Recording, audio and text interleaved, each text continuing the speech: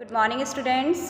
कल हमने part number 1 हमारा गौरवशाली अतीत में हमने ग्रहों के बारे में जाना कि हमारे 8 ग्रह हैं और कौन सा सबसे ग्रह सूर्य से नज़दीक है और कौन सा ग्रह सबसे दूर है।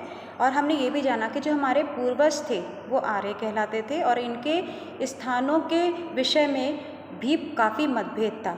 कुछ इन्हें आर्य भारत के ही प्राचीन निवासी थे ऐसा मानते थे। पंजाब के आसपास के जगहों को सप्त सैंधव प्रदेश के रूप में हमने कल पढ़ा। आज हम उनकी उपासना के बारे में पढ़ेंगे कि किस तरीके से वो पूजा अर्चना किया करते थे।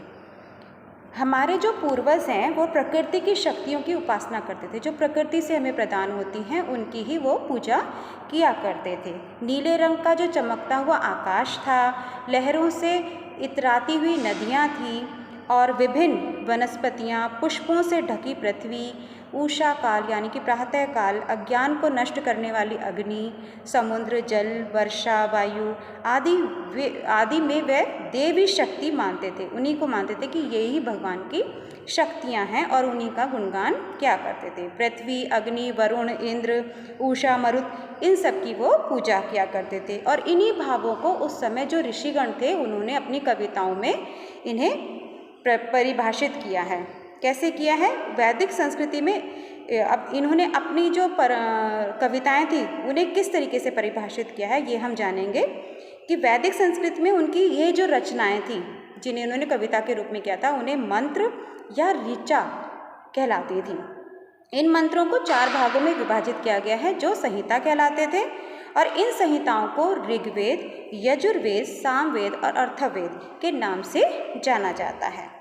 वेद जो थे वो विश्व की आदि ग्रंथों के रूप में माने गए थे उस समय। तो ऐसी मान्यता है कि वेद का जो ज्ञान था वो ईश्वरीय ज्ञान है। विभिन्न जो ऋषियों थे उन्होंने ईश्वर की प्रेरणा से ही वेद मंत्रों का साक्षात्कार किया था। उस समय कागज़ उपलब्ध नहीं था तो उस समय जो ऋषिगण थे वो इन सभी जो उनके शिष्य थे उन्हें ये जो मंत्र थे उन्हें कंठस्थ कराते थे, उन्हें अच्छे से रटाते थे, याद कराते थे। वेद मंत्रों का जो वाचन होता था, बोलना होता था, वो एक विशेष ढंग से बोला जाता था उस समय। और वैदिक काल के समय जो कन्याएं थी उनकी शिक्षा पर भी बल दिया जाता था। उसमें विश्वधरा है, घोषा है, ये सब उस समय की विदुषी महिलाएं थीं। उस समय समाज में मातृशक्ति का बहुत ज़्यादा आदर और सम्मान किया जाता था।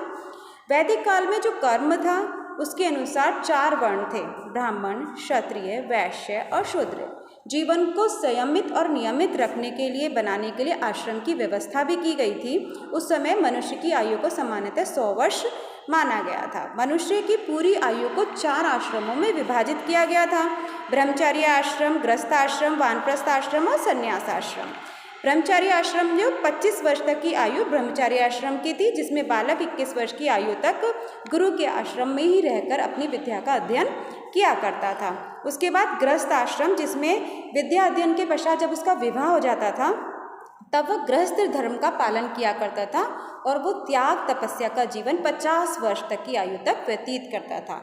थर्ड है वानप्रस्थ आश्रम जिसमें 50 वर्ष से 75 यानी कि 75 ईयर्स तक की आयु तक वो गृहस्थी से मुक्त होकर अब गृहस्थ आश्रम से वो मुक्त हो जाता था और पति पत्नी वानप्रस्थ जीवन व्यतीत करते थे। लास्ट है हमारा संन्यास। संन्यास आश्रम जो था वो 75 वर्ष यानी कि 75 ईयर के बाद वो घर बार छोड़कर संन्यास आश्रम द्वारा ईश्वर की उपासना में अपना जीवन व्यतीत करते थे। इस तरीके से जो मनुष्य की आयु 100 वर्ष की थी वो अपने इन 4 आश्रमों के आधार पर अपना जीवन व्यतीत करते थे। और कल हम वैदिक काल में यज्ञ के महत्व को